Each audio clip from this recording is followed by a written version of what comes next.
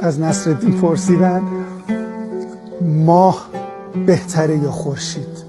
چه سوالی هم میپرسی؟ ماه. گفتن ماه؟ گفت بله. گفتن چرا؟ گفت خورشید که همیشه هوا روشن میاد بیرون، به دردم نمیخوره. ماه خوبه که تو شب تار میاد و یه جایی رو روشن میکنه. حالا این حکایت رو گفتیم که بگیم اگه خیلی زیاد باشی مثل خورشید دیده نمیشی دیگه، باید کم باشی.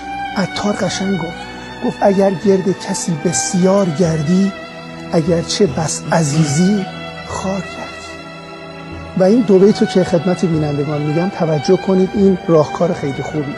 میگه هر که را دور کنی دور و برت میآید، ز محبت چه بلاها به سرت میآید. تا که در دسترسی از تو همه بیخبرن، تا کمی دور شوی ای خبرت میآید.